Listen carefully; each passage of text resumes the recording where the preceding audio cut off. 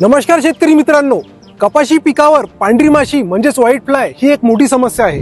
ही छोटीशी माशी आपल्या पिकाला कसं नुकसान पोहोचवते व तिच्यावर उपाययोजना काय आहेत ते आज आपण पाहूया। पांढरी माशी पानामधून रस शोषण करून घेते, त्यामुळे झाड अशक्त होते आणि पानं पिवळी पडतात। ही माशी एक चिकट पदार्थ म्हणजे हनीड्यू पानावर सोडते, ज्यावर काळी बुरशी वाढते, त्यामुळे झाडाची वाढ खुंटते। सर्वात महत्त्वाचं म्हणजे ही माशी कपाशीवर कॉटन लीफ कर्व व्हायरस सारखे विषाणूजन्य रोग पसरवते, ज्यामुळे पिकाचे संपूर्ण नुकसान होते। यावर प्रभावी कीटकनाशके म्हणजे पहिल्या नंबरवर पाहूया आपण सिजेंटा कंपनीचे प्लेसिवा, ज्यामध्ये सायंट्रानिलिप्रोल 7.3% आणि डायफेन्थुरॉन 36.4% एससी फॉर्म्युलेशन मध्ये आहे। याचा डोस हा 250 मिली प्रति एकर आहे। दुसऱ्या नंबरवर आहे बेस्ट ॲग्रो कंपनीचे ट्रिपल कॉम्बिनेशन म्हणजे रॉनफेट, ज्यामध्ये पायरिफ्लॉक्झिपेन 8%, डायनोटोफ्युरॉन 5% आणि डायफेन्थुरॉन 18% एससी फॉर्म्युलेशन मध्ये आहे। याचा डोस हा 250 ते 300 मिली प्रति एकर आहे। तिसऱ्या नंबरवर येते जीएसपी कंपनीचे SLR 525, ज्यामध्ये पायरिफ्लॉक्झिपेन 5%,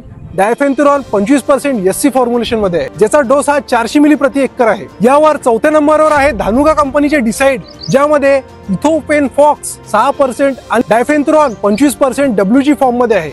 याचा एकरी डोस हा 500 ग्राम प्रति एकर आहे। त्यानंतर 5व्या क्रमांकावर येते UPL कंपनीची उलाला, ज्यामध्ये फ्लोनिकामिड 50% WG फॉर्म मध्ये आहे। याचा डोस हा 80 ग्राम प्रति एकर आहे। ही झाली रासायनिक उपाय आणि यानंतर आपण बघूया जैविक उपायाबद्दल माहिती। जैविक उपायामध्ये पिवळ्या रंगाकडे आकर्षित होणाऱ्या पांढऱ्या माशांसाठी शेतात पिवळे चिकट सापळे लावा। शेतात लेडीबर्ड बीटल, क्रायसोपा यांसारख्या नैसर्गिक मित्र किडींचे संवर्धन करा, जे पांढऱ्या माशीला खातात। सुरुवातीच्या काळात नीम तेलाची फवारणी केल्यास किडींचा प्रादुर्भाव टाळता येतो। फक्त रासायनिक उपायांवर अवलंबून न राहता जैविक उपायांचा वापर केल्यास आपल्या कपाशी पिकाचे नुकसान कमी होईल व उत्पन्न वाढेल। ही माहिती तुम्हाला कशी वाटली आम्हाला नक्की कळवा। धन्यवाद।